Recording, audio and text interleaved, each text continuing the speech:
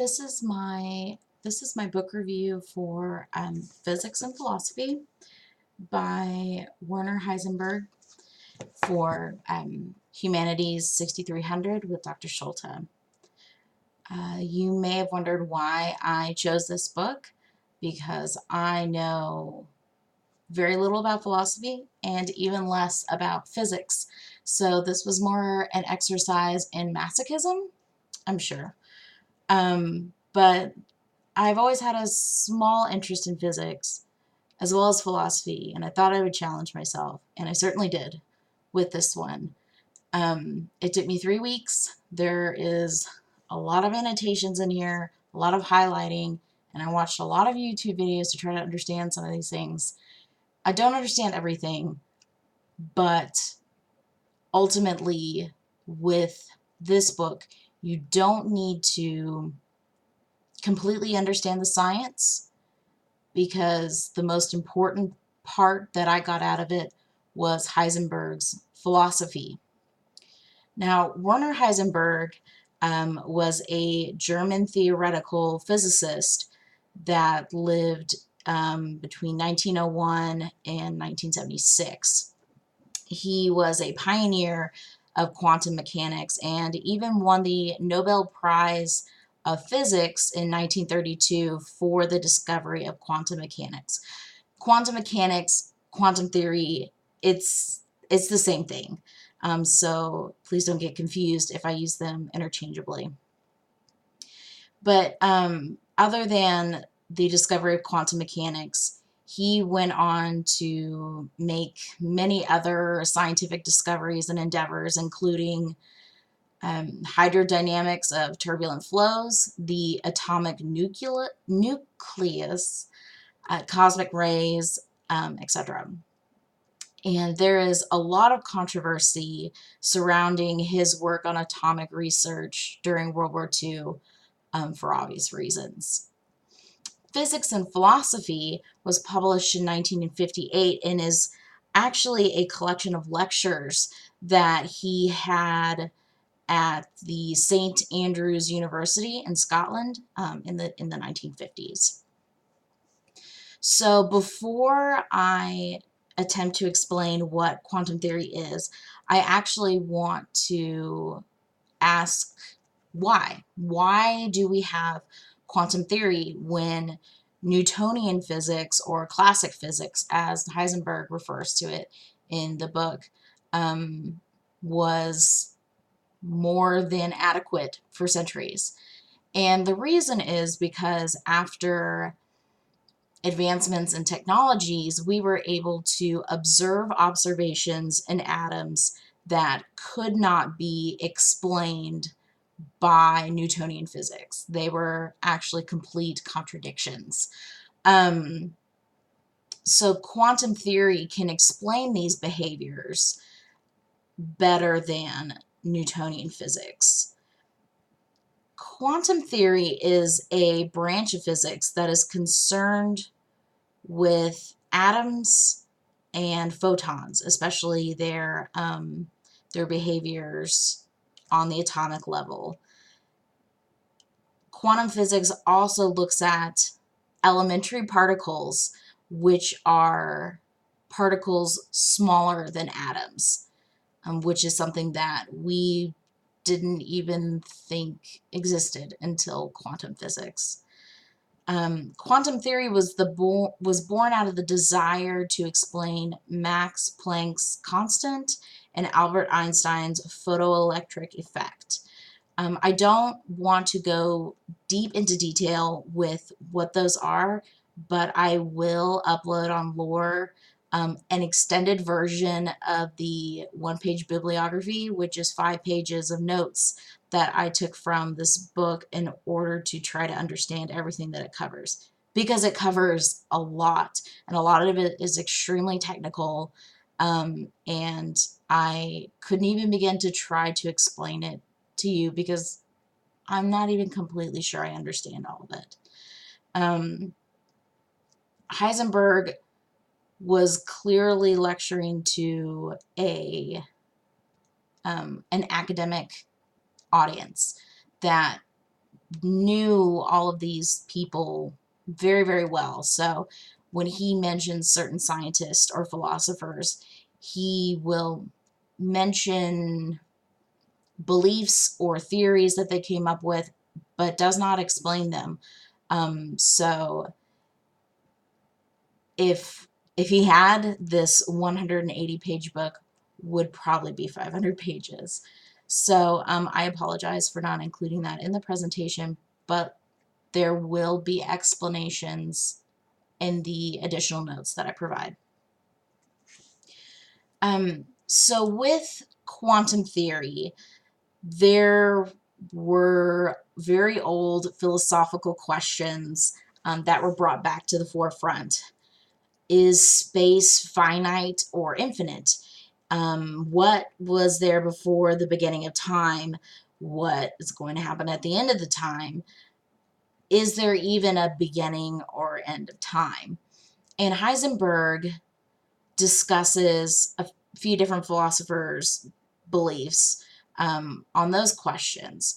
So for the Greeks, such as Aristotle and Socrates, total space was finite.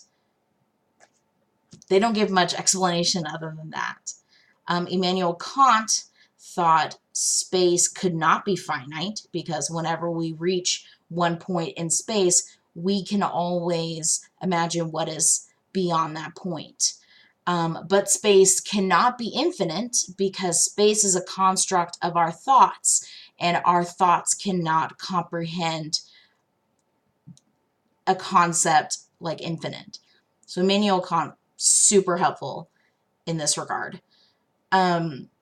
St. Augustine, in his work Confessions, posed the question, what was God doing before he created the world?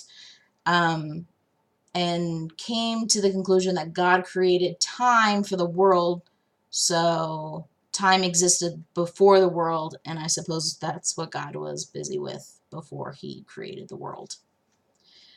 Now, the theory of relativity can only partly answer some of these questions about time and space. For example, Heisenberg says that you can build a model of the universe using four-dimensional geometry for space and time.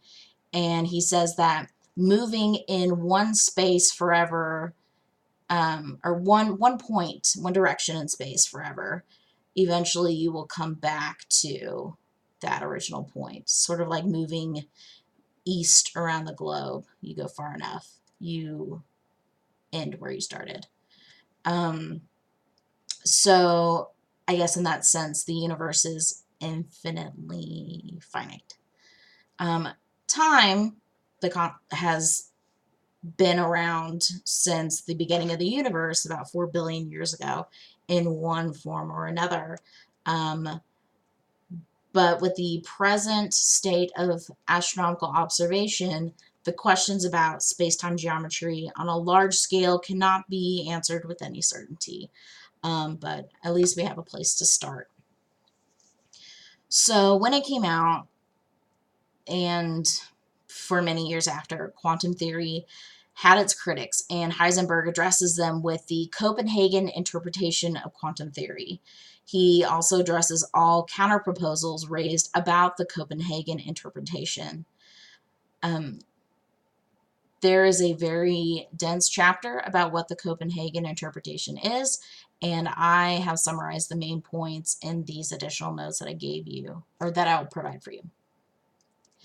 But essentially, quantum theory cannot replace classical physics. It still has its place in science.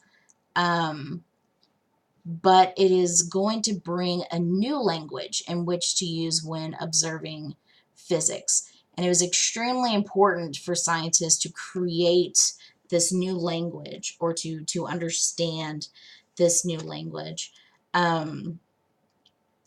So math is a language of symbols that was long adopted by scientists in trying to understand and in trying to impart the knowledge of these different theories.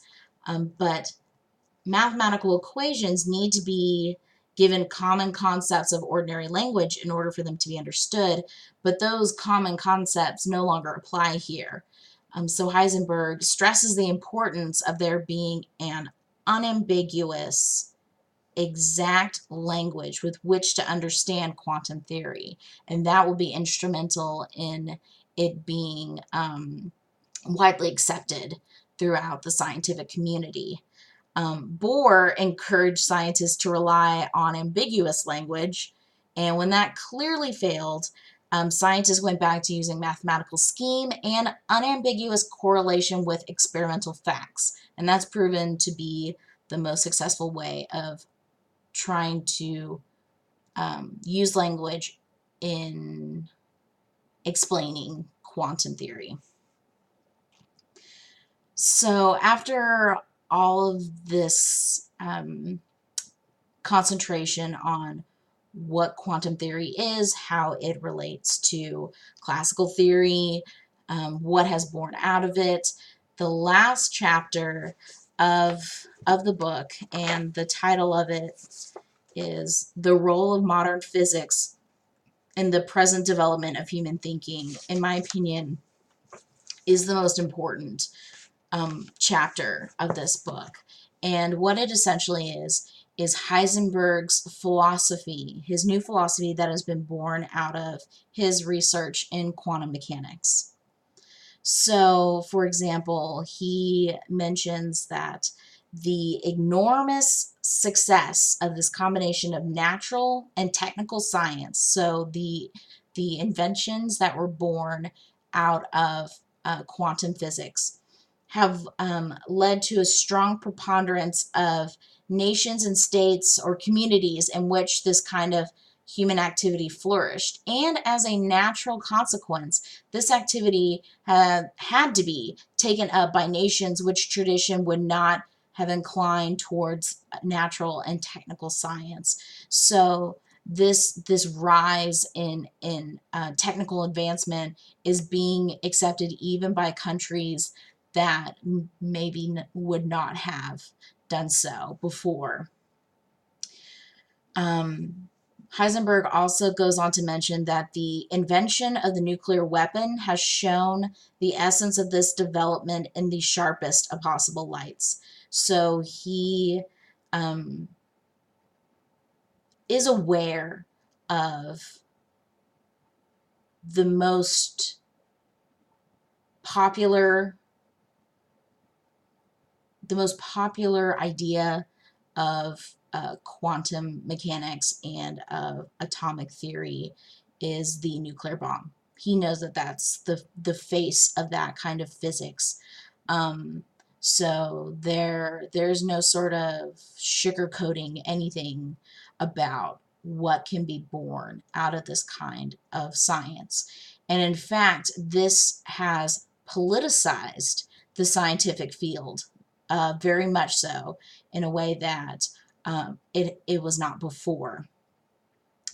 And scientists can now enter the political realm and either take an active part in the administration of the country in connection with the importance of science for the community, but bear the responsibility of their decisions, and the decisions of leaders based on the science.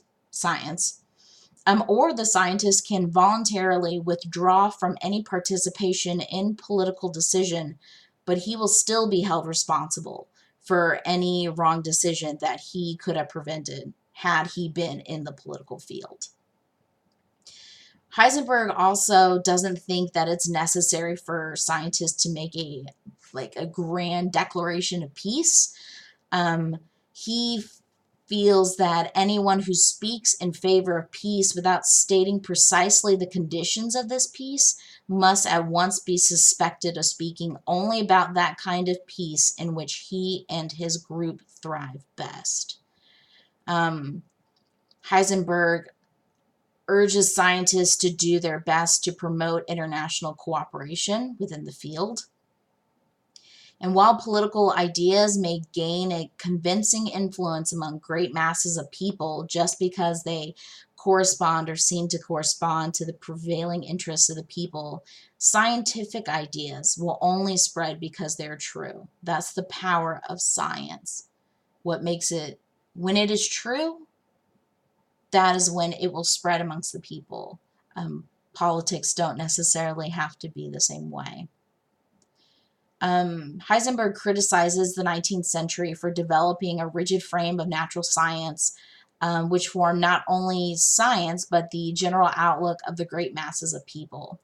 It was such a narrow frame and so rigid that it was difficult to find a place in it for many concepts of our language that had always belonged to its very substance, such as the mind, the human soul, and life. And when you take those things out of the science, when you take the human out of the science, then it no longer has a role in society. Scientists will take the human out of humans, and Heisenberg warns against that. At the very end of the chapter, at the very end of the lecture, he says something that's extremely profound, and I think what is the cornerstone of his philosophy. Modern physics plays perhaps only a small role in this dangerous process of unification, which is like globalization.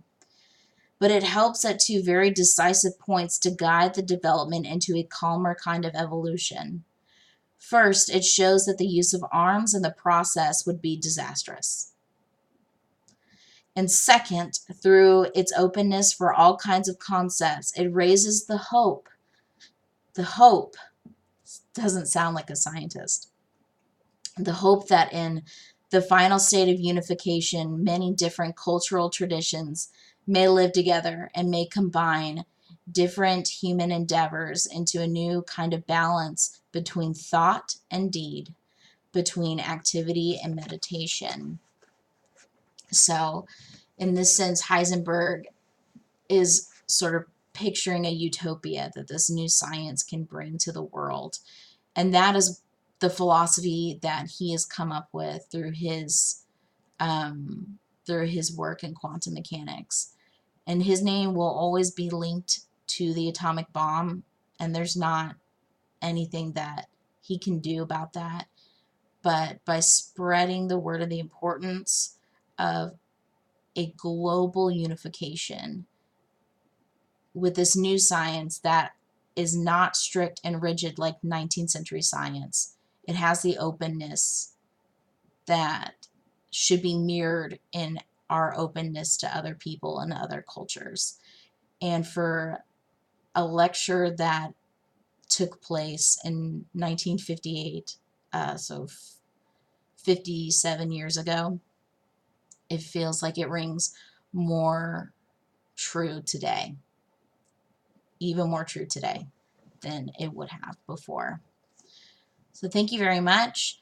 If you have even a slight interest in physics, I would recommend this book, but I would recommend this last chapter to everyone. Thank you. I hope you have a wonderful holiday.